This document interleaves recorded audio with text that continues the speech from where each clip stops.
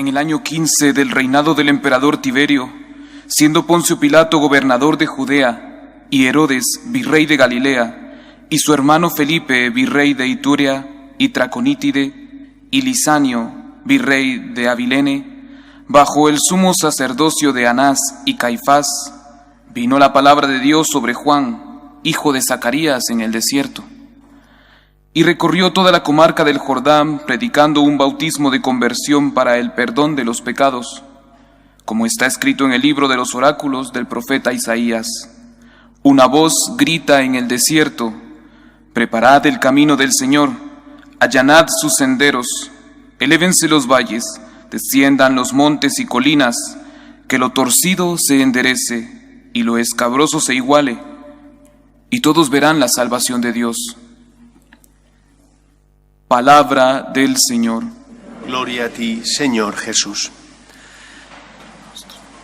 En este segundo domingo del tiempo de Adviento, la Iglesia presenta ante nuestros ojos el modelo y la figura de Juan el Bautista, el primo del Señor.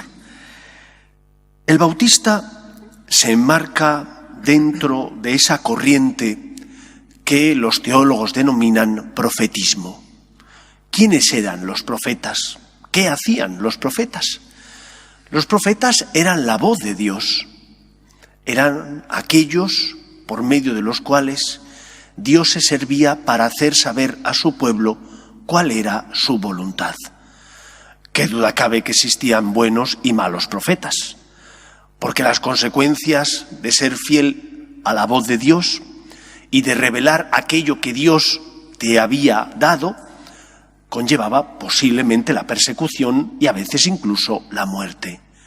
El pueblo no quería escuchar, cuando no había sido fiel a Dios, lo que Dios le quería decir.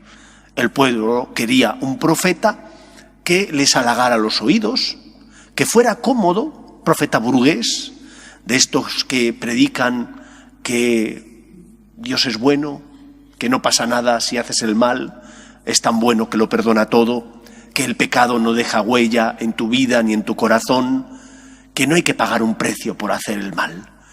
Sin embargo, cuando el profeta era honesto, sincero y fiel a lo que Dios le había revelado, ese profeta no gustaba al pueblo, ni al rey tampoco, y solía ser perseguido y muchas veces pagaba su fidelidad a la voluntad de Dios y a la palabra de Dios con su propia vida. Por lo tanto, Juan nos recuerda que él no es la luz, sino que es testigo de la luz, y que su misión es la de allanar los corazones de los hombres para la venida del Salvador, y que para allanar ese corazón es necesario quitar el pecado, y para quitar el pecado es necesario ser consciente de cuáles son tus miserias, tus debilidades. Solo la luz de la verdad, que es Cristo, puede iluminar nuestra vida para que podamos, distinguiendo el bien del mal, hacer lo bueno y evitar lo malo. Juan vino precisamente a eso, a ser testigo de la luz, testigo de la verdad que era Cristo. Lo fácil, matar al mensajero. Lo fácil, en lugar de ser fiel a tu conciencia, de acoger la voz de Dios, decir que tú siempre lo haces bien, o buscar excusas de mal pagador para no reconocer que te has equivocado. Esta semana, por tanto, la Iglesia y el Señor desean que seamos humildes. Siempre lo tenemos que ser, pero esta semana especialmente. Escuchando las críticas constructivas que nos hacen, las recomendaciones de aquellos que nos aman, y porque nos aman, nos hacen ver que nos hemos equivocado. Al que no le interesas no te va a hacer ninguna crítica constructiva. Como mucho, criticará a tu espalda. Hará esa crítica que está llevada simplemente por el odio, por el rencor, por la envidia, pero que no sirve de nada porque no te va a llegar. El que se expone a que tú respondas mal, el que te lo dice cara a cara, es porque te ama. No te lo dice para desahogarse, te lo dice para ayudarte. ¿Cuál es tu respuesta? ¿La respuesta de aquellos que perseguían a los profetas porque no querían escuchar lo que el Señor decía? ¿O la respuesta del que es humilde, reconoce su error y en lugar de sentirse mal porque se ha equivocado, se siente dichoso porque sabe el camino que tiene que seguir. Pedirá perdón, dirá lo siento y empezará de nuevo con la ayuda de la gracia de Dios a intentar hacer el bien y evitar el mal. Esta semana nuestro corazón lo tenemos que preparar para la venida de Cristo de la mano de la humildad y del perdón, reconociendo la voz de Dios que llega a nuestra vida por medio de tantos profetas que no son la luz, pero sí testigos de la luz. Quizás tu esposo o tu esposa, tus padres, alguien que te quiere y que te ama, tus compañeros en el trabajo, que te hacen críticas constructivas, correcciones fraternas, y las hacen por tu bien, porque te quieren y porque te aman. No te rebeles contra el mensajero. Acoge la luz de la verdad que ilumina tu vida y viene a allanar el camino del Señor. En segundo lugar, vivimos en una sociedad desnortada. Nos guste o no, nos duela más o menos reconocerlo, esta es la verdad. Se aprueban en los parlamentos leyes que van en contra de la dignidad de la persona, en contra de la familia natural, que es la célula esencial sobre la que se puede fundar la sociedad, en contra del respeto a los derechos humanos. Y no pasa nada, sino que al contrario, si tú te opones porque dices que estás a favor de la vida y por lo tanto en contra del aborto, porque dices que estás a favor de la vida y por lo tanto en contra de la eutanasia, te van a perseguir. Te van a perseguir porque eres incómodo. Te van a perseguir porque tú piensas. Y porque piensas, actúas en consecuencia a tus pensamientos y eres fiel a tu forma de ver la vida, a esas raíces cristianas que tiene Occidente y que están basadas en el judio-cristianismo. La importancia de la persona como criatura creada por Dios a su imagen y semejanza, la importancia de la familia natural, la importancia del derecho de los padres a educar a sus hijos en sus convicciones. Pero esto es ir contracorriente. Y tú puedes decir, es que cansa mucho ir contracorriente, mejor me callo y no digo nada. No puedes callarte, porque si no somos nosotros testigos de la verdad, nosotros que tenemos conciencia porque hemos recibido la luz de Dios, es un regalo que nos han dado, no es algo que sea mérito nuestro, sino que desde niño te han formado y gracias a esa formación que has recibido distingues el bien del mal. Si tú te callas, ¿cómo vas a ser sal de la tierra y luz del mundo? ¿A quién vas a iluminar? ¿Con tu silencio? ¿Con tu silencio cobarde vas a iluminar a los no nacidos? ¿O vas a iluminar la conciencia de las personas que viven en el error y a lo mejor un error no culpable?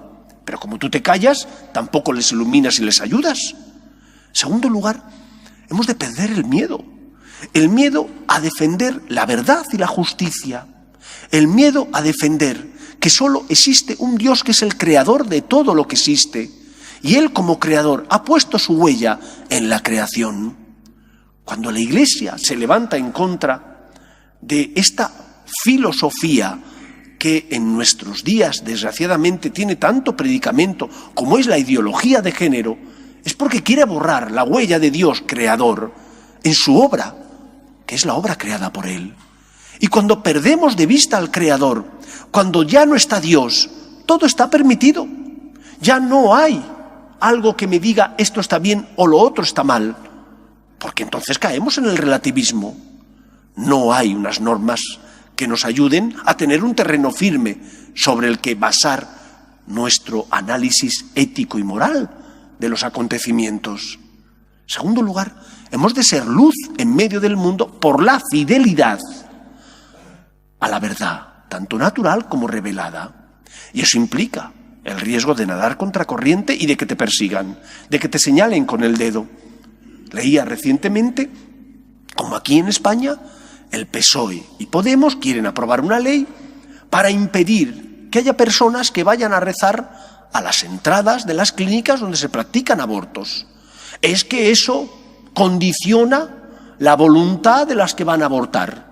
Claro que condiciona, pero van a rezar, no van a impedir. Pero eso lo quieren impedir. ¿Para qué?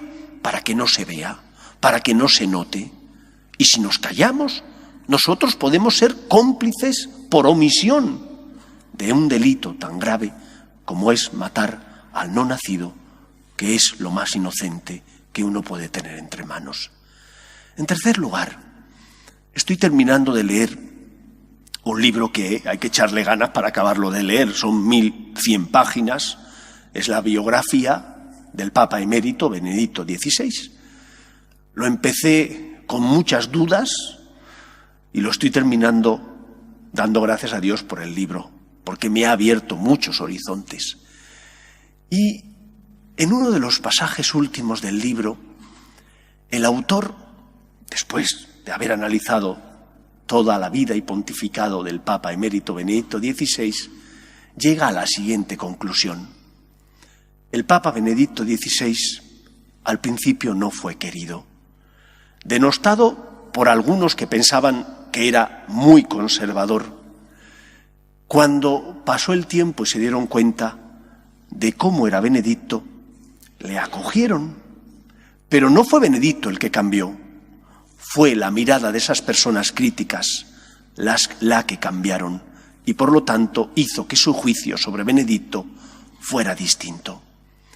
¿Cuántas veces en la vida nuestra mirada crítica hacia los demás no es justa?